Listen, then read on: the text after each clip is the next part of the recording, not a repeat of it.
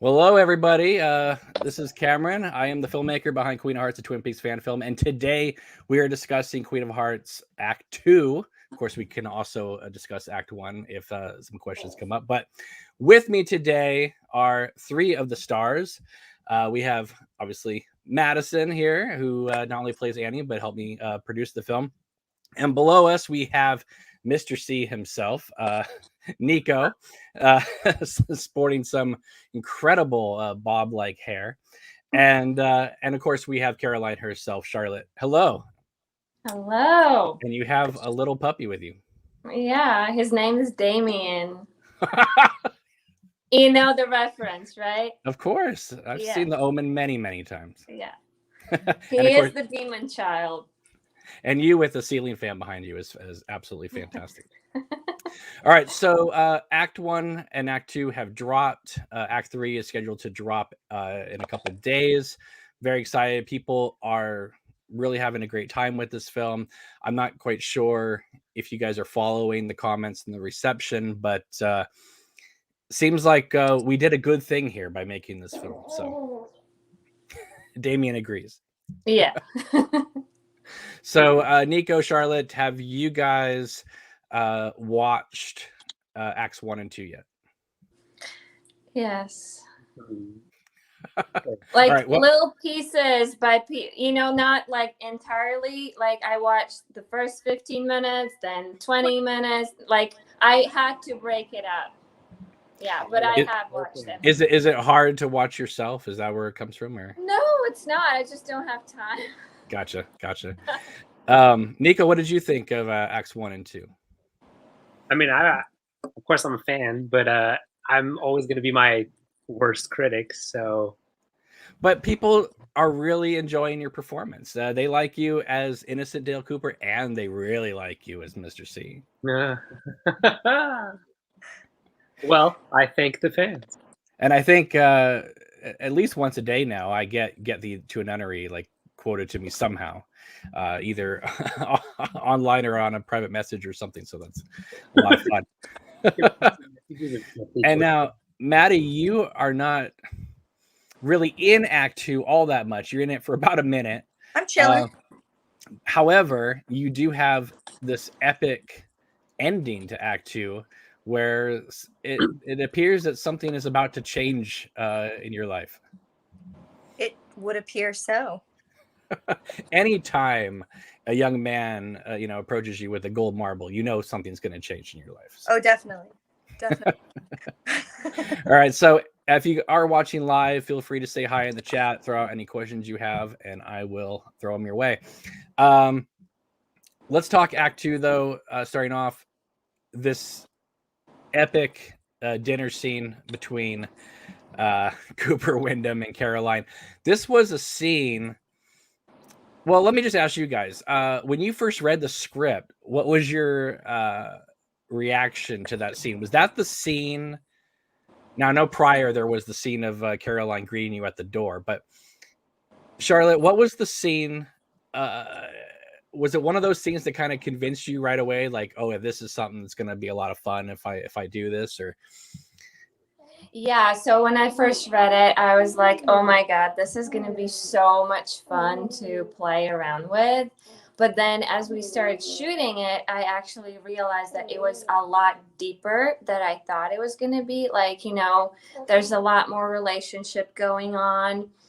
And I think we shot it like really, really late at night. And we did like 100 takes. And that was amazing because I think we all got to the point that we were exhausted, and when you reach that stage, you don't like, I think you become more creative and you just give it all. And I think we all did such an amazing job in that scene. It was really, really fun. Well, I have good news for you. I don't think we did 100 takes. That was one of the few nights we wrapped out early. Really? Because I remember saying to Maddie, this could be the longest night of our lives, because there was going to be so many setups, and we were thinking this is going to go to 1 o'clock, 1:30 in the morning. we were done by 11. I Yeah. mean, it was super fast. Why am I believe it. thinking that it was like one of the longest nights that we had? Maybe because it all started blending together for you. I don't know, because like there were many nights where we went till like 1:30 in the morning, and then we regrouped at like 7 in the morning. So, but Nico, what now? Obviously, you came into this project really shortly before we started filming, but at the same time, you were able to rehearse with Paul and Charlotte and all that. I think one of the reasons why we were able to get the dinner table scene so fast was mainly because you guys had rehearsed it so many times. I mean, we didn't have to like run lines a lot. It was, it almost took longer to set the table than than it did to like shoot the scene. Yeah. Oh, I also remember that night. The candles. Remember the candles that night? Mm-hmm. No, remind me. It's been a year and a half. So. We were just so worried because we only had one set of candles. Oh, that's right. And so they were just burning, and we were like, we gotta hurry up and do the scene. Like, and it was one long shot. There's the long shot at the dinner table. Right. When you guys are passing the food around, and of course that music now that's underscoring the whole thing. It's just that like 1920s like jitterbug kind of thing. It just makes the scene just seems that much weirder. And people have commented that Charlotte's super excited to give this present to Wyndham. Are we gonna do this now? And yet she gives him the same thing every time. It's almost like she's more excited to be giving something, anything, or receiving stuff than it is like putting any thought into what the item is. Yeah.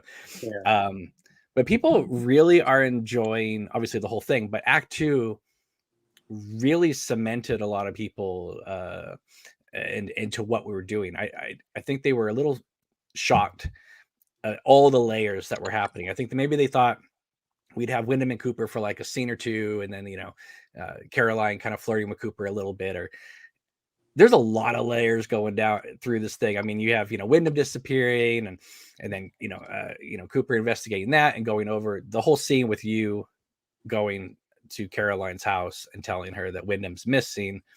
And she's not acting at all like she was at the dinner scene.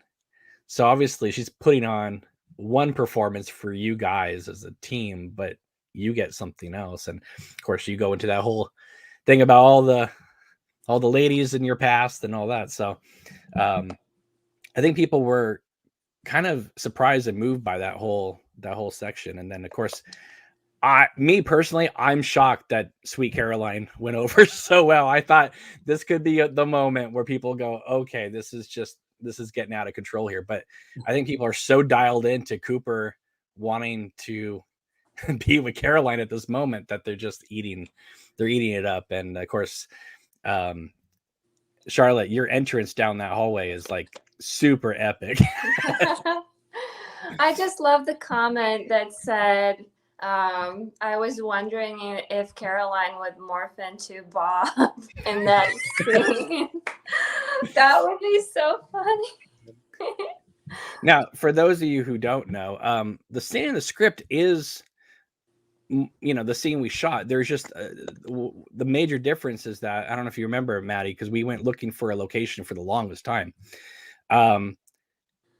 So there's like the FBI offices, but you know how sometimes in like a building, there's always like a back area that like leads to like, like a fire escape staircase or something like that. There's like a back hallway, and in the script, it's suggesting that Gordon, doesn't want to call attention to this. So he brings Cooper out to this back hallway so that he can usher in Caroline there so that it doesn't draw any attention.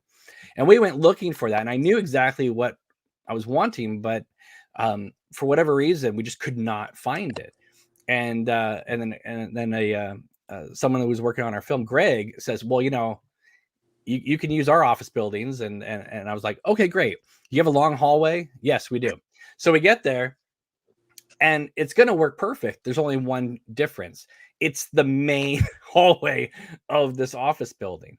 So instead of having it Gordon taking Cooper to the the back staircase, it was he's going to bring Cooper into the main hallway in front of the entire FBI. And so, and it was supposed to be Caroline just comes around the corner and Cooper's like, kind of nervous, going to see her. And then she comes around the corner and he's like, oh, okay. You're here. And Caroline, what are you doing here? But it was such a long hallway you were going to have to come down that there was no time for Cooper to be like, interested. But then, Caroline, what are you doing here? And I kept thinking, oh, Sweet Caroline would be a fantastic song if Cooper and Caroline were in a long relationship. You could imagine some like montage scene, whatever. But, Cooper and Caroline aren't together quite that long. So I thought, well, wouldn't it be funny to put that music over this scene and have Cooper kind of imagining, being with her or what life could be like with her. And it would also give, Caroline this chance to basically just own that hallway coming down. So it's the same scene as the script was, but we just changed it to fit the location and we were able to get the song in there. But I remember doing a lot of takes of Charlotte, you coming around the corner, because we had to get it just right, that kind of floatiness, dreaminess. And then Nico, we shot that. I don't know, was that the first weekend or was that the second weekend? I can't remember. It was one of the first things we shot. It was the second weekend. First we were at the house. Right.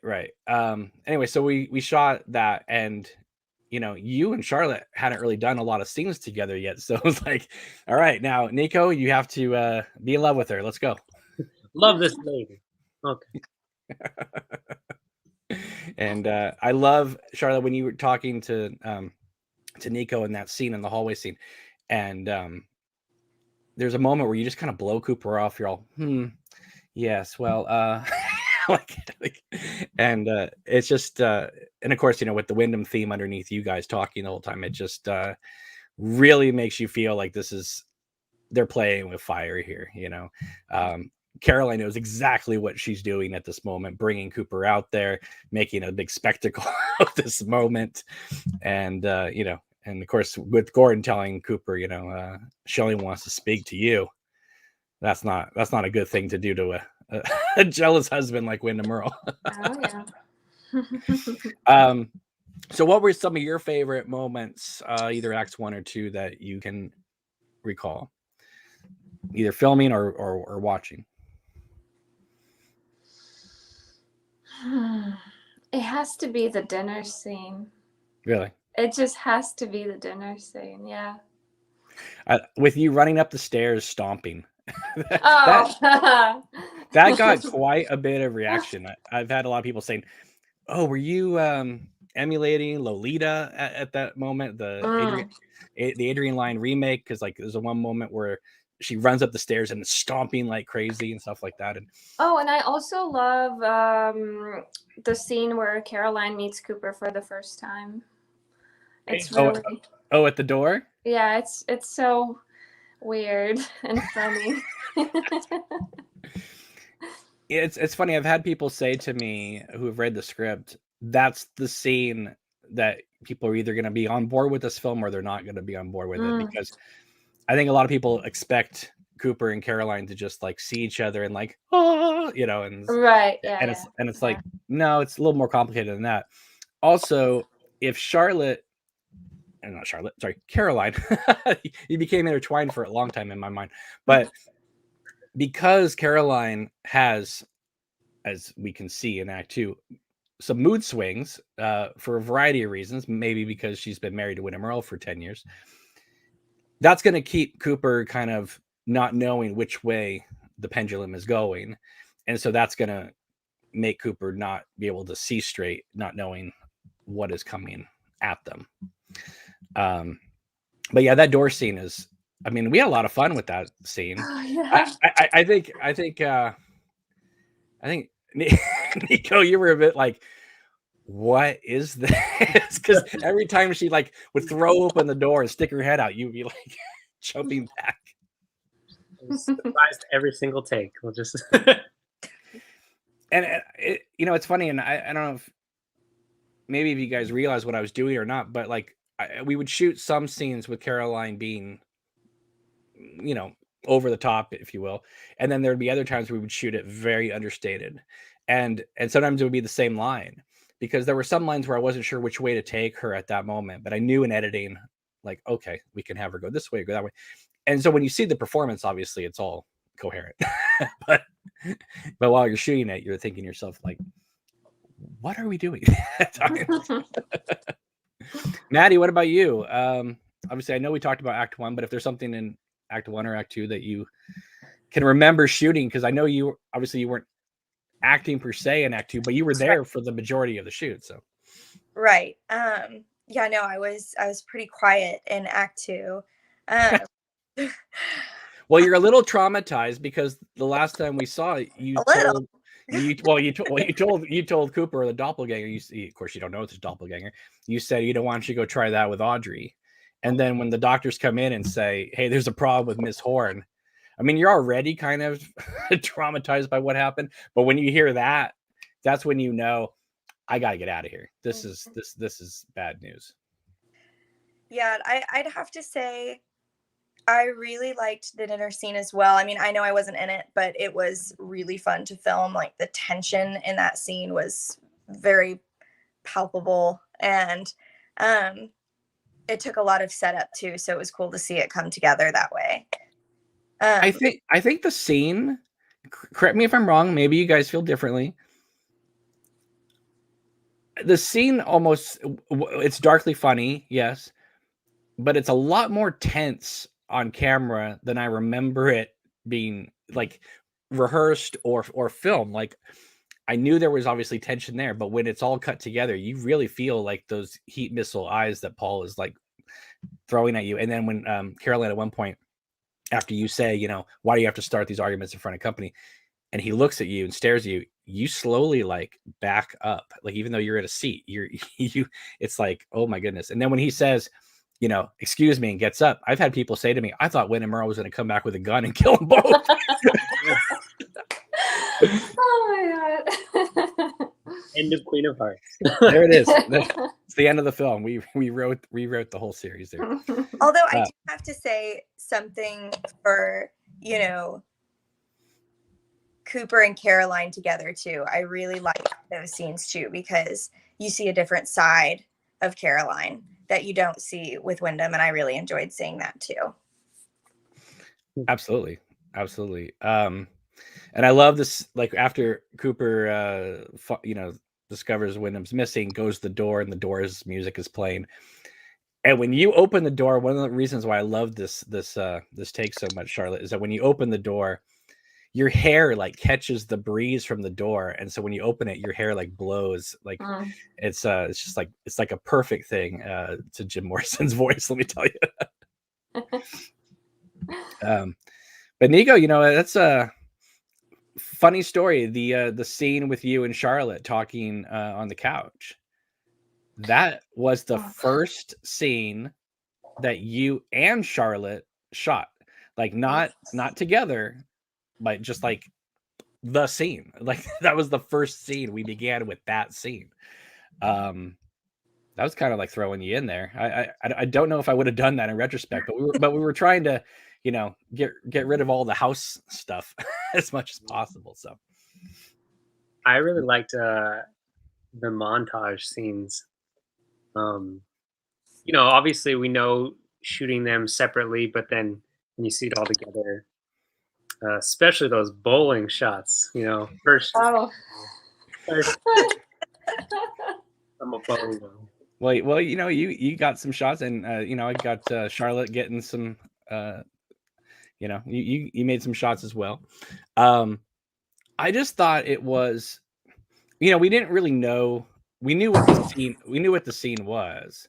We knew that it was going to be you and Wyndham and Caroline. Like, you know, this is going to be the calm before the storm, basically. You know, everybody's having a great time. We always love those scenes in movies. And I remember just kind of like going, well, what are we going to do? I mean, out of the house. I mean, it's one thing to like go, okay, they're having fun, but what are they doing? It's like, okay, yeah, obviously we knew the chess game stuff, and you know, they'd be I don't know, just having fun around the house or whatever. I don't know what I couldn't figure out what we were going to do. And then my family, when we went to the aquarium one weekend, well, one of the rare weekends we had off. And I was like, oh, this would be beautiful to like shoot here. And so I quickly Googled aquarium Pittsburgh, and there is an aquarium in Pittsburgh. And I didn't even look at it. I just said, good, it's there. There's an aquarium there. Let's go to the aquarium. I'm so glad we did, because those shots are absolutely stunning with you and Charlotte at the at that giant with the silhouette. I mean, it's just I had there's one guy, Richard, he wrote this article about the film that I sent you guys, and he said, why was that great shot just thrown away in a montage scene? And I wrote him back going, because it was never a scene. I mean, we just were like filming things. And then Charlotte, you came up with this crazy idea, which I loved, of like you doing, I don't know what it was, like napkin origami or something at the table. And at one point you like create a bird and you start pecking at Cooper's head, which I thought was hilarious.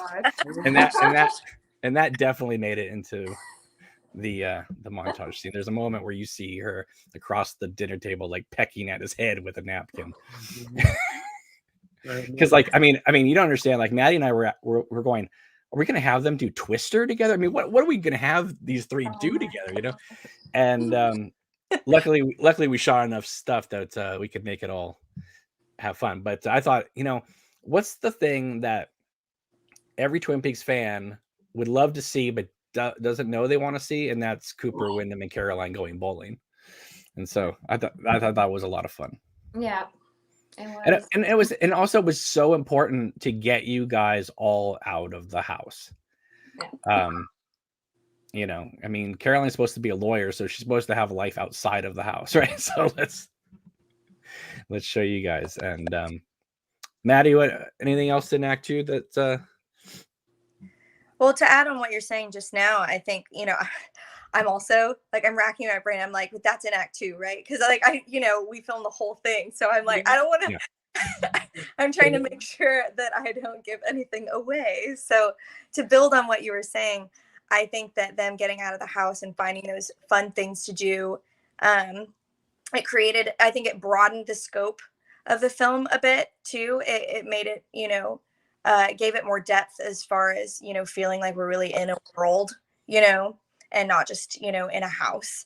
And then also, I think it gave more opportunity for actual candid moments between, not just the characters, but the actors, and the way that kind of melded into those scenes too, and it just came across really authentic because of that. So yeah, I had someone contact me. They said the moment where you guys are talking on the couch, and she jumps on over the couch and is talking to you about the past loves of your life, Nico, or Cooper, I mean.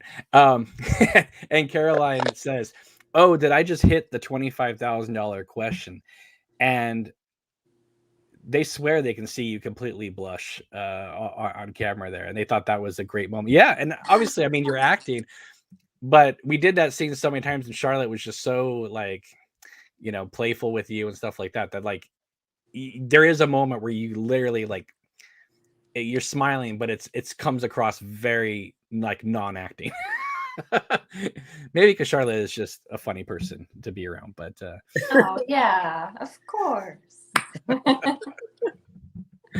Well, I'm really proud of you, Charlotte, because like I knew this role could be incredible, and I'm so glad. I mean, you were on this project out of the three here. You were on this project the longest, because you were involved before Maddie or Nico got involved.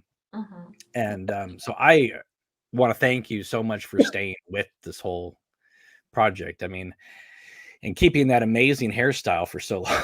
Oh my God, that was the worst part. It took me almost a year to like grow it out. Yeah. That's wild. That's wild. Mm-hmm. And we spent so many weekends, and / months like making this thing. That one of my favorite, most hilarious things. I mean, it doesn't really show because of the way we shot it, but I know because we were there.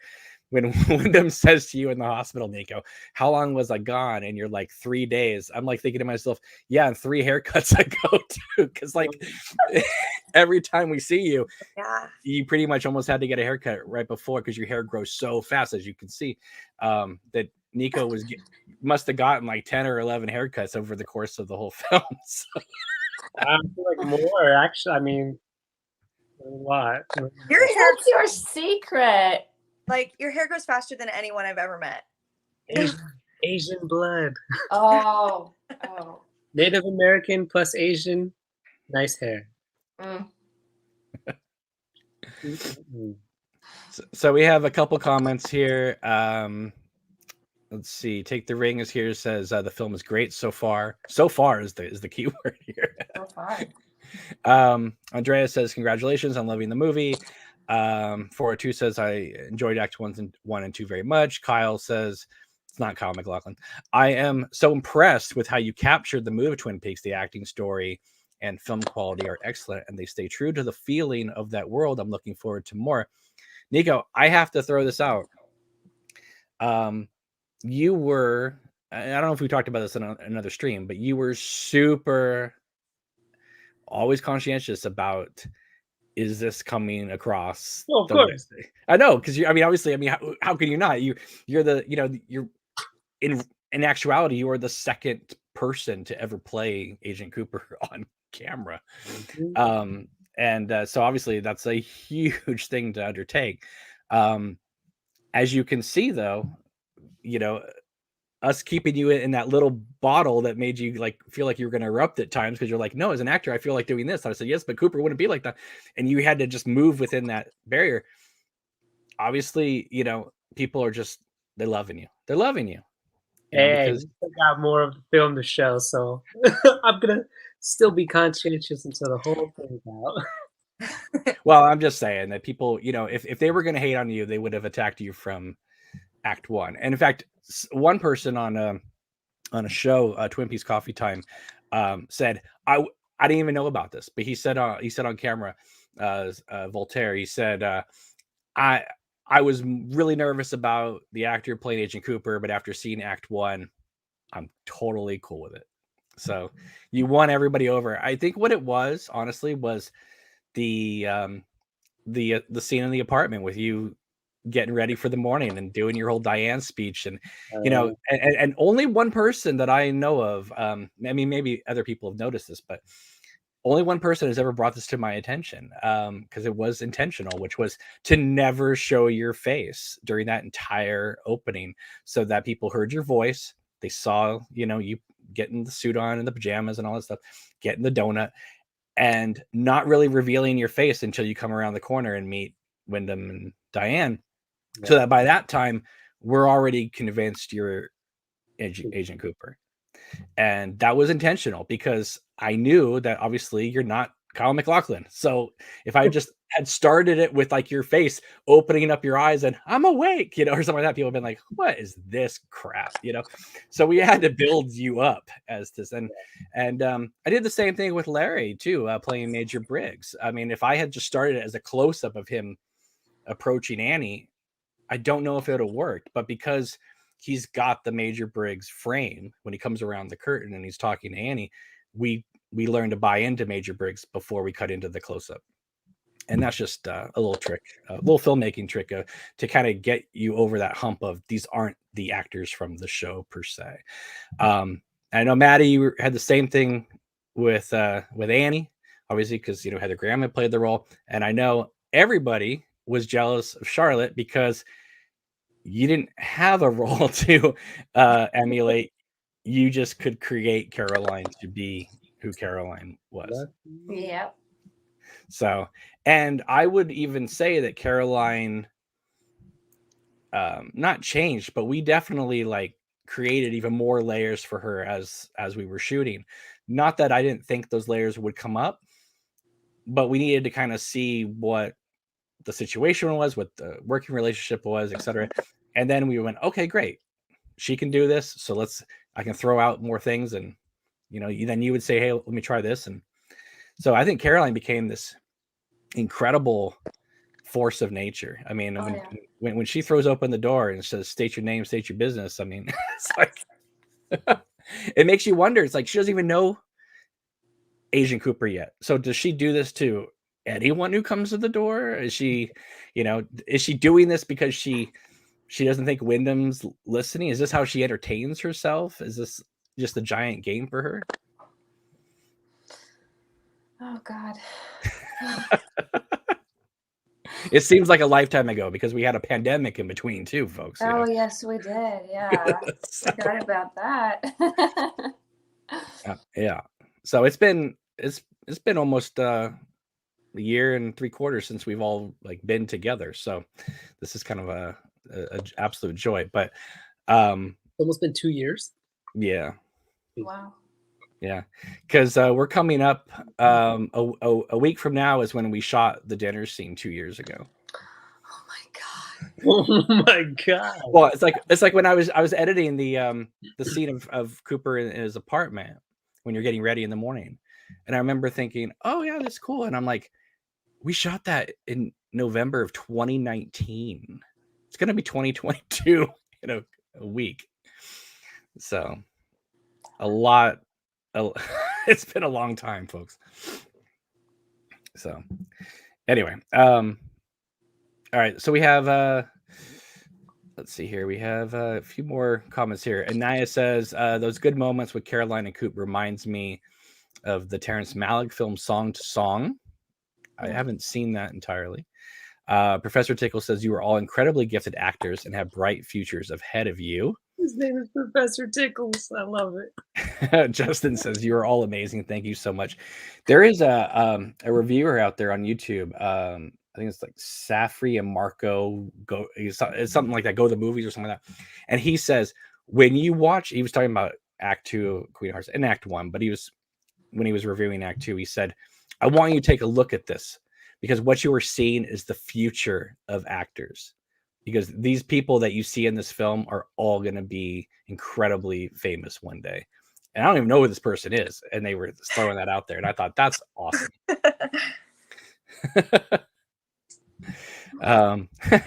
Sonny Jim says, someone looks ready to play Qui-Gon Jinn. Hey, I could play Qui-Gon Jinn. I'll do it. I got the stunt work. Let's do it. Let's see. Kyle says, I love that you play Gordon Cole. Well, honestly, I was looking for an actor. Maddie will testify. I was looking for an actor to play Gordon Cole. And it was so hard to find actors in general. And since I could do the voice, Maddie goes like, come on, it's kind of perfect. You got to do it. It got you to conceive and do it. Yeah. So that's Maddie. So she's the one that convinced me to do it. Take the Ring says, I do love how Act 2 skips out on Annie. No offense to Maddie, but you can tell the story is expanding to something bigger. This was like the Caroline episode, and it worked great. Well, I think obviously when you see the whole film as one, and you will be able to see that after all 5 acts drops, we're gonna release the whole film as one film as well. You'll see that it's kind of like a novel. There's it stops and then it goes into like another chapter and then we come back to something. So it kind of worked out in terms of how we were going to split the film up into acts.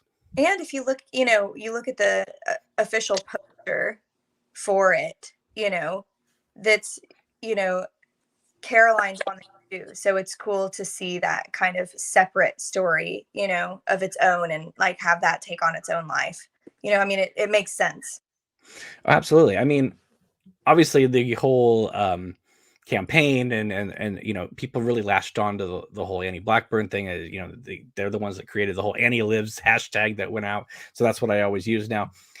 But the story was always conceived to be, obviously there were other characters involved, but it was conceived to be a 4-person film. It was Annie, Caroline, Cooper, and Wyndham Earle. It was going to be those 4. Obviously, there's all 4 of them are important. So I think some people were surprised. They're like, wow, we didn't know you were going to get into Caroline. And it's like, you haven't been looking at all the pictures I've been posting for the last year and a half, but okay. I think you even said at one point. What? Sorry, go ahead. I think Nico was about to say something. Oh, I was just saying, like, They have no idea it's coming, and I love it. Well, that was the big thing. Maddie, I know we've talked about this before, but for any new viewers here, that was kind of the main thing that we were kind of against splitting the film up, because the film does continuously build. And the idea of stopping it, we thought, well, that would just deflate the whole tension of the piece. But as you can see, we found some pretty awesome little cliffhangers there. So I think it just keeps people anticipating. And Oh yeah. I think it was in retrospect, I think I'm so glad we did do this, because obviously if we dropped the whole film as one, people would watch it a few times and talk about it and then move on. But this way we're able to prolong the experience of watching the film, and people are able to rewatch the acts over and over again and see new things that you wouldn't do on a one-time watch of one film. Exactly. So I'm glad we were able to do that. And then obviously they can go back and watch the whole film as it's once it's all drops. But yeah, so we have 3 more acts to go. Act 3 will be dropping hopefully within a couple days. It's gonna be awesome. And yeah, so cherish this, because I don't know when acts 4 and 5 are coming, because there's still a lot of work to do. But you'll have acts 1 through 3 to watch. And Maddie, obviously, without giving anything away, so far you think act 3 is your favorite part? So far, I think it's going to continue as, the other acts come out. I'm like, no, this one's my favorite. No, this one's my favorite, because it all just it builds so wonderfully. So yeah, and I think that my prediction is that after people see acts 1 through 3, it will make act 4, which is going to be a humdinger of an act. Let me tell you, I think act 4 will be almost the most watched, because of the anticipation after people sitting through acts 1 through 3 for a while. A lot of big stuff happened in all the future acts, but definitely moving forward. What it's you haven't seen anything yet, basically, is what I'm saying. This is we are definitely building to some epic stuff here. So I again, I want to just thank all 3 of you again for being just so supportive and sticking with this thing, because without you guys, I mean, this thing didn't have a chance. And as you can see, I'm so glad we did, because people are super happy. So, and it's I don't know. I just think it's really a special thing. I mean, I wake up every morning to more and more comments on the videos, and people are thrilled, so that makes me happy that like we did it. I remember messaging Maddie going, we did it, so. And yeah, there's I think one person commented and Charlotte, I have to ask you, because you weren't there for this location when Act 1 started and the camera faded up and you saw Glastonbury Grove there. I know some people were like, "Oh my God!" Like, like that when they would go to such an extent to create Glastonbury Grove, and and all that. But it's I think it was very important that the film began like that, because we had to show that we meant business, and that this wasn't going to be. And I think that's how I pitched it to all 3 of you, was like, yes, for obvious reasons, we have to call it a fan film, but the intention was never to go into this thinking that's what this was. It was like this, we're making a film. Absolutely.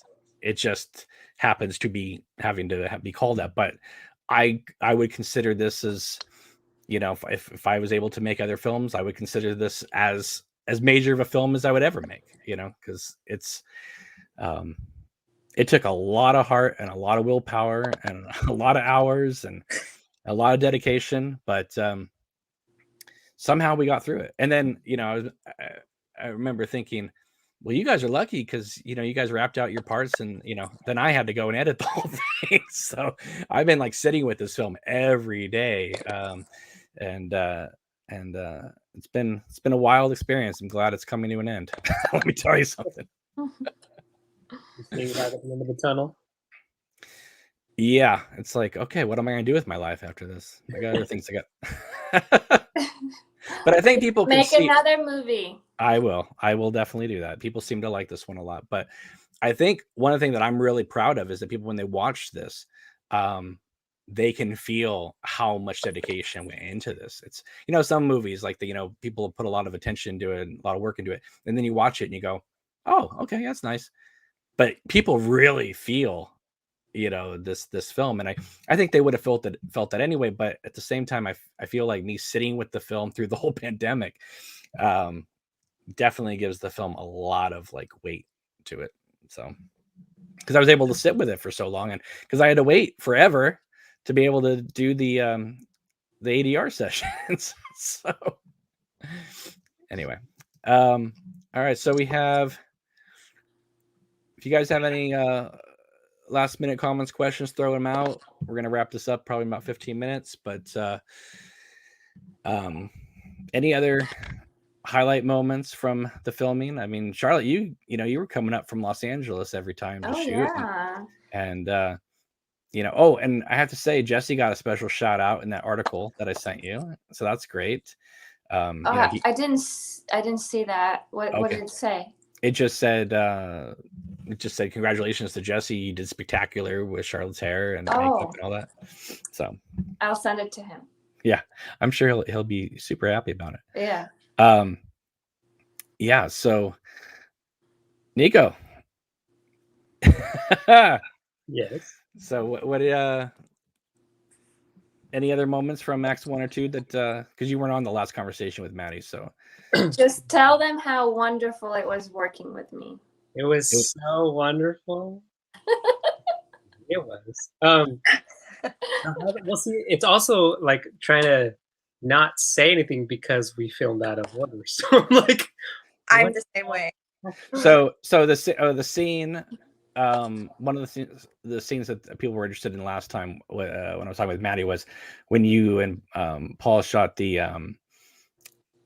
robbery scene, and how crazy that was, considering that the store across the street was being robbed while we were filming. Oh yeah. I was attempted robbery. Yes, but we had people in ski masks and shotguns in our scene, and the cops were right across the street. Oh my gosh! Which funny fact? I've come to realize, or come to find out, Matt, who was in the ski mask. Yes, I went to middle school with him. And I was like, okay, I found a yearbook. This will be a short story. I found a yearbook and I was like, oh, look at all of our old pictures. And I was like, oh my God, I went to middle school with him. Oh, I went to high school with him. Wait, did I go to high school? I don't know. It was just crazy. I was like, oh, wow, full circle.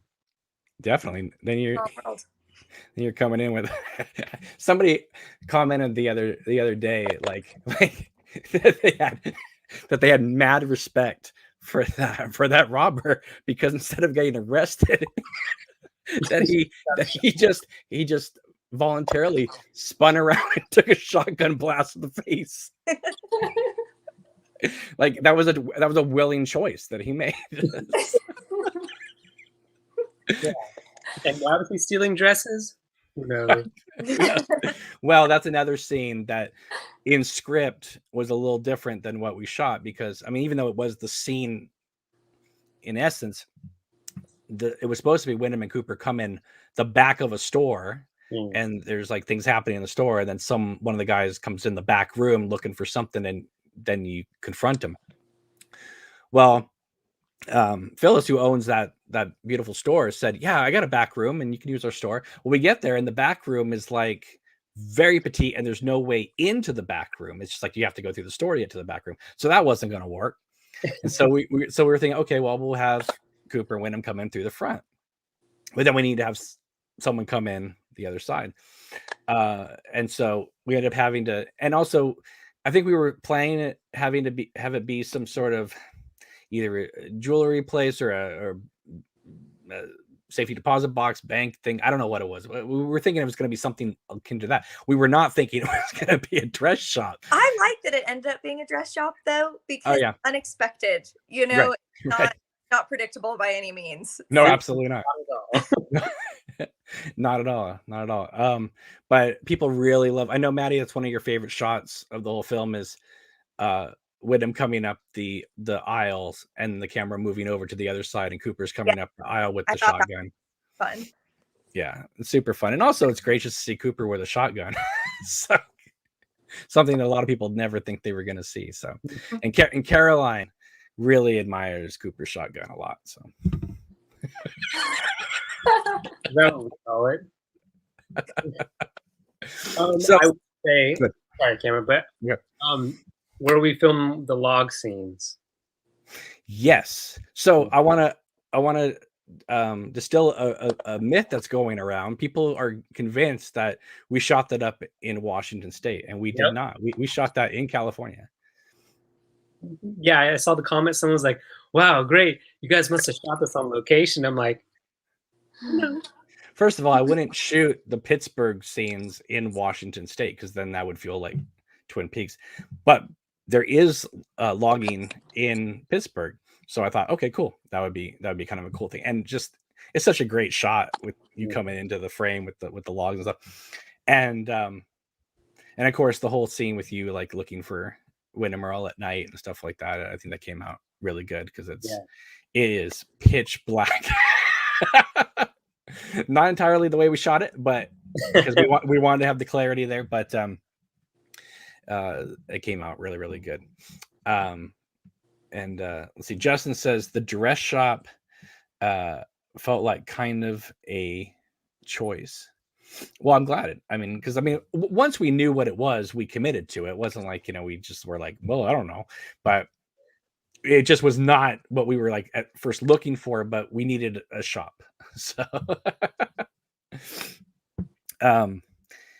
so I have to just ask you, Charlotte, from your point of view, playing Caroline, when she first sees Cooper, does she already like Cooper, or is she like messing with them, or how did you approach the scene? Because you're the one that's playing this part, and I always thought of it as she's just kind of like testing the waters and seeing what this guy's like, and can he handle himself under pressure.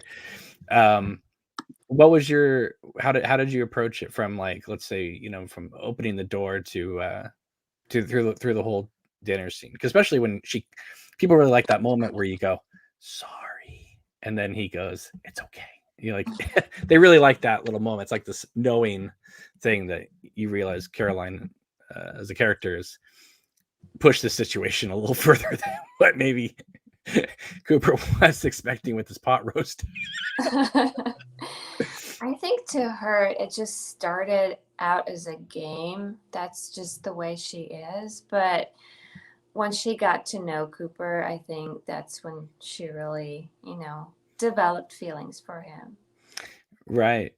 And I love the fact that, like, you're going to Wyndham and Caroline's house at midnight after Wyndham is missing, and she's still answering the door with a ball gown on. Like, there's never a moment of like Caroline in her pajamas or anything like that. It's just like she's always like she just came in from a late night dinner party somewhere. That would never happen. You would never see her without makeup in a ball gown. No. Always ready. Always ready. Nerdy, always ready. Nerdy says, who won the bowling game? Me. Oh, heck no. Oh, yeah. Heck no. Oh, yeah. Cooper don't play like that. Cooper plays fairly and equally because he loves equal quality. Equal quality? People really like that aquarium shot of the water cascading down on you guys and things like that, and that all just came from us going to the aquarium. And I just said to Nico and Charlotte, I said, Stand there. I said the most important thing is I don't know what we're gonna shoot or when, so just you are Cooper and Caroline the moment we walk in the door till we leave, and so just be in character the entire time. And so we were all able to just do it, and I think we got some really cool footage, and also we got the moment of you pointing to Caroline penguins, which is going to come back because Cooper tells Annie a penguin joke in season 2. That was not intentional, folks, but it's one of those happy little accidents that David Lynch always talks about. I was hoping you mentioned the penguins. Justin says, absolutely amazing, perfect use of the aquarium. Yes, that is the same aquarium that they shot Star Trek 4 in, and also Big Little Lies and a lot of things. And okay, I have to ask you guys this. I think Maddie and I, we talked about this earlier, but Charlotte, you've done a lot of productions, in a variety, acting, you've produced as well. Not many productions are able to secure like a hospital location. So, I remember you coming in going, oh my God, like this is a real place. Like this isn't like because we looked at all types of places, like studios. It was like $1,600 a day or something for a hospital set down in Los Angeles. And we're like, oh my God, is that what we're gonna have to do? Are we gonna have to shoot like several scenes in like one day and pull like a 24-hour all-nighter, that type of thing?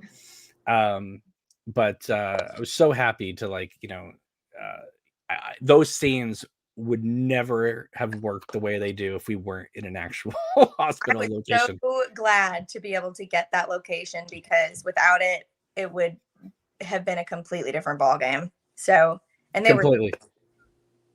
We would have had a shoot at in someone's garage or something made up as a hospital room. It just would have been a disaster.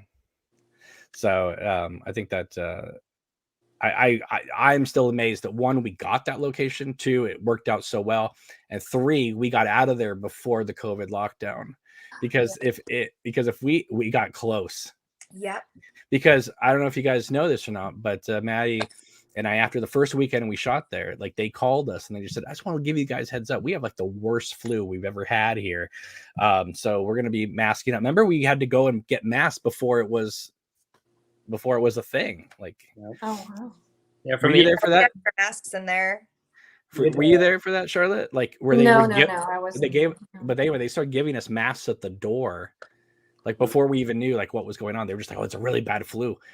And once we were in the room, we could take the masks off, but they said the moment you leave the room, you got to put them on. And we're like, oh, okay. I'm like, okay, I guess it's a bad flu going around. My goodness, I can't believe, because if we had shot 80% of those scenes and then we got locked out, there's just no going back. I mean, we would have had to make some. We either had to make some big changes, or we came so close that like, are we even going to finish this thing? And that, I remember Maddie and I being very in the past. Yeah, but a lot of conversations of like, what happens if they don't release this lockdown? What are we gonna do? And so I'm glad that we were able to, especially when they let that 1 week go by where we could get out of the house here. And someone wrote to the Facebook page. They said, "Now that's what I call essential business." And I said, absolutely, we have to finish this thing. This can't just be a film where it's like, well, we shot like 60% of it, and here's some scenes we shot, and thanks everybody. So I'm happy. I'm just so thrilled that we got it done. We got 90% of the film done. We did have to lose 10% of the film because of locations and whatever. But the good thing is that we planned ahead for that stuff, so we were able to. There's no holes in the script because we were able to. We saw things coming, and so we were able to stop them from being a major factor. So that worked out well. So have you guys gotten any people coming, like following you on social media or like reaching out saying, hey, I saw the movie, or has that happened to you guys yet? Or are we still in the infancy stage of Queen of Hearts coming out? It hasn't happened to me. I've gotten some Instagram followers. Same. I had someone reach out to me about the song at the very beginning. And that was cool. And the person also wanted to share. I'll keep them anonymous, of course, but they also wanted to share their music too. And so that was cool. Okay. That's good. So you got some Instagram followers, and no one for you, Charlotte. I'm shocked by all that. I only get like followers from India and Nigeria, and I just Only. mostly. I don't know why. We have a comment here from Somewhat Cyclops. Says, I really love all the work that all of you put into this piece, and Act 2 really set us up for some interesting storylines. What was your favorite way to prep to step into the character? Whoever wants to go first. It's either Maddie or me, because she got to create hers. Wait, no, you're over here. There. Here. Go ahead, Nico. I'm not very good at this. No, What's Maddie. your favorite way? How do you prep to play Agent Cooper? Oh God. Well, I watched a lot of. I watched Twin Peaks and just Kyle MacLachlan in general, and everything was good. Well, I gotta say, you had everything on, like, you just by a drop of a button, like you knew exactly, like, this is what we're looking for, this is what we're going for. And so when you approach the door at Wyndham and Caroline's house, and you come out of the darkness and you come around and you walk up to the door, people will go, "My God, he like nailed Kyle's walk," because it looks, the silhouette, just the I'm very like, I'm a stage actor. I started at least on musicals and plays, so mannerisms are a huge thing for me. And so mannerisms, expressions, all that is very something that I take super serious. So I was definitely like, the way he walked, the way he talked, the way he turns his body, little things, details are things that I love to try to emulate and try to capture. But I do think it helped, though, the fact that you were playing him younger as opposed to having to match what Kyle was doing in the show. At least it gives you a little bit of leeway. Yeah. I loved the wiggle room. The wiggle room was lovely. Maddie, how about you? For me, it was a whole lot of watching Heather Graham. But didn't you like spend like 6 weeks at a convent to like get into the mind space? And Oh yeah, did I not tell you? Not quite, but yeah, I would watch a lot of Heather Graham, and then it was a matter of adding the experience on top of that, and thinking about how that would have changed her in what way too, because it is Heather Graham, but it's kind of like how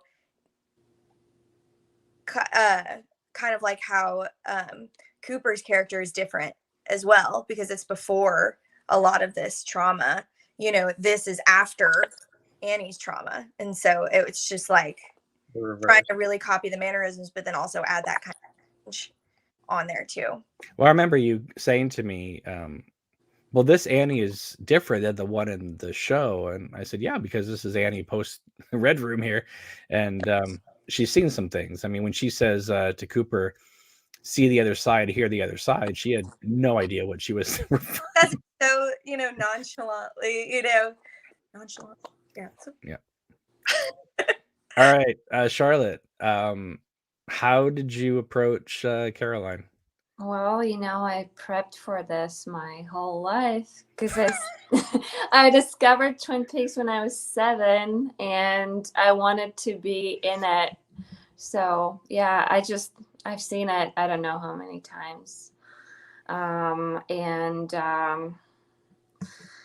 Yeah, that's about it. I just read the script over and over and over again, and that's all the preparation that I need. And then, well, I do want to say that you, Nico, and Paul, who plays Wyndham, rehearsed a lot. Oh, we did, yeah. You guys, it's not like you just walked in and started like filming. You guys rehearsed on whatever, Zoom or Skype or whatever for a long time.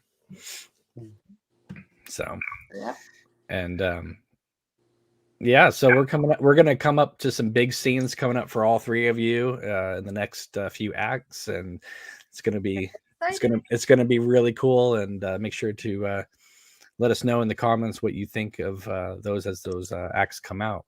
So any last comments or questions, throw them out, we'll address them. Otherwise, we're gonna wrap this up. So yeah, a couple days it's going to be obviously the holiday season, but Act 3 is going to come out, and super excited.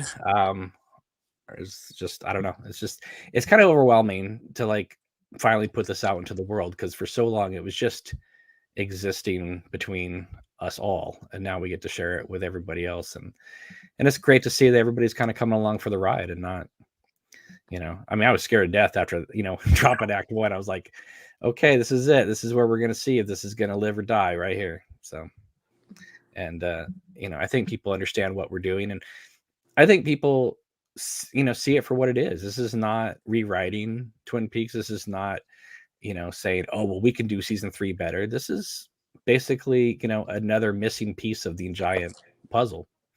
And it completely will fit in with, the seasons, the movie, etc. And hopefully it will be part of everybody's Twin Peaks rotation moving forward, especially after they see it.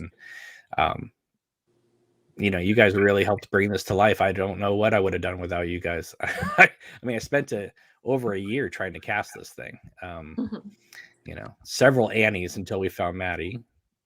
We had Nico was the second Cooper cast. Oh, officially, yeah. And Charlotte, you were there through a lot of them. So like you kept going. Okay, so we got a new person for this character. Great. Look what she said.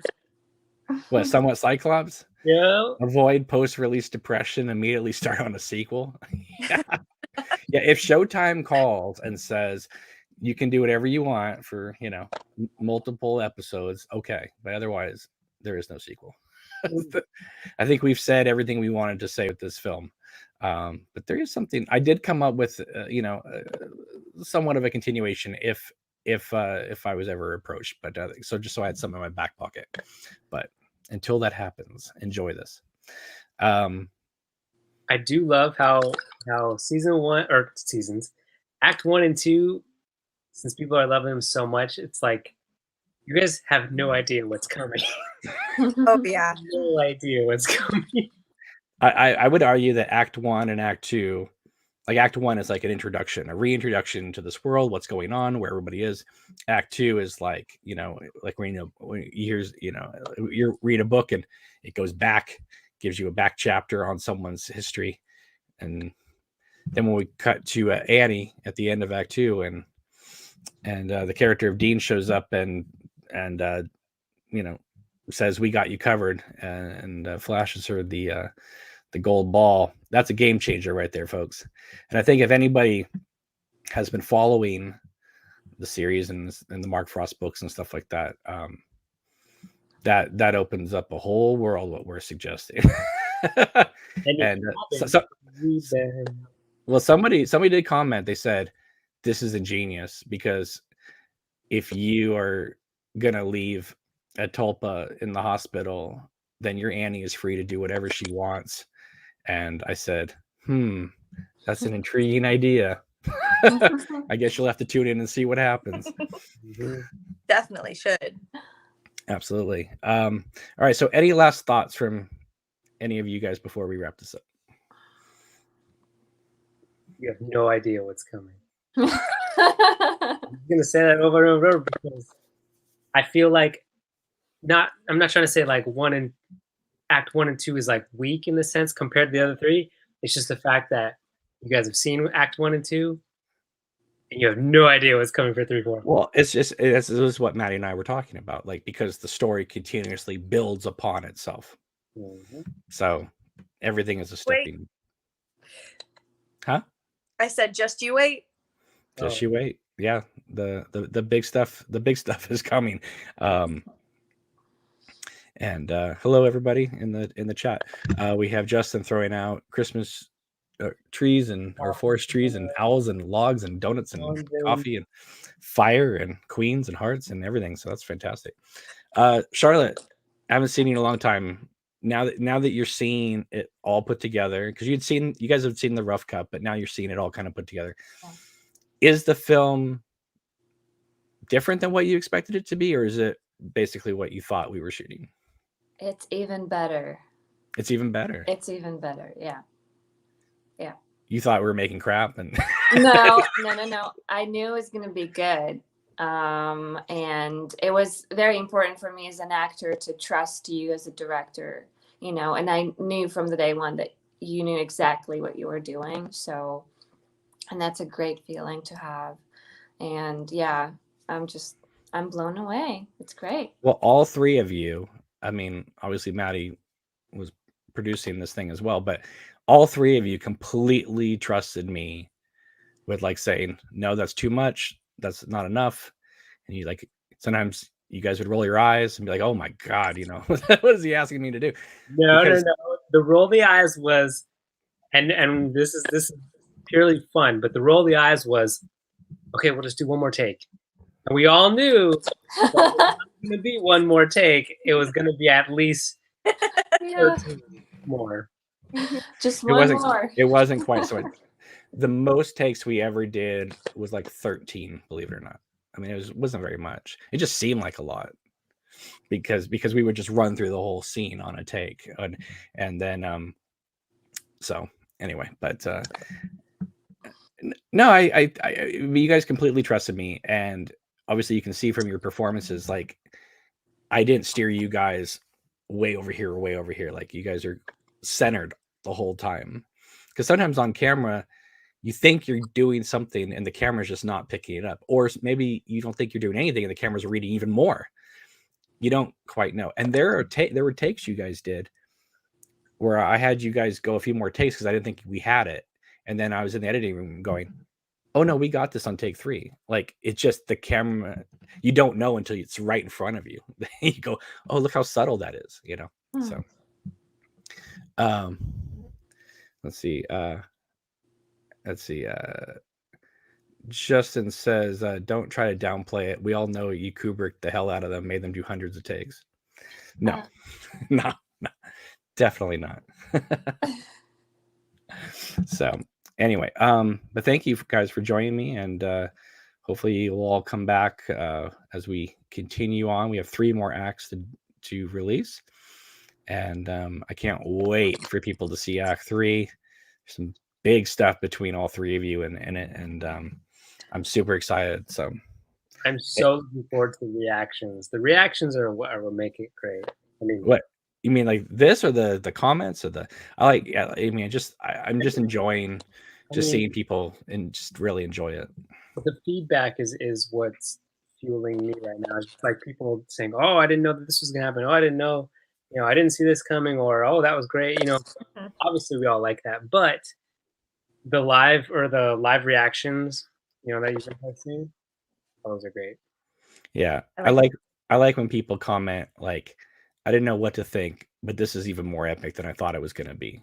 And some of my favorite comments, because it's taken forever to get this thing done, when they write, this was worth the wait, it makes the whole thing worth it. So anyway, all right, guys. Well, thank you so much for joining me. I really appreciate it. And Maddie, Charlotte, Nico, we will be talking with you again soon. And be sure, everybody, to give this video a thumbs up and subscribe to this channel, and also follow them on Instagram. Don't let only people from India follow Charlotte. And Nico does these like Instagram live videos, and he's only going to do like 8 more of them. So 8 more? Why is that? Because he's stopping at like 52, right? Yeah, I was only doing, well, yeah, it just turned into a 1-year project, and then we'll go on to the next. Right. So join him for the last several, and be sure to follow Maddie on her Instagram, multiple accounts. Just the one. Just the one? You've condensed it now? As far as telling people to follow it, yes. Oh, okay. All right, guys. Well, I will see you soon. Take it easy, and be on the lookout for Act 3. It should be coming to you within a day or 2. And happy holidays, and we will see you soon. Take it easy. Bye-bye. Bye.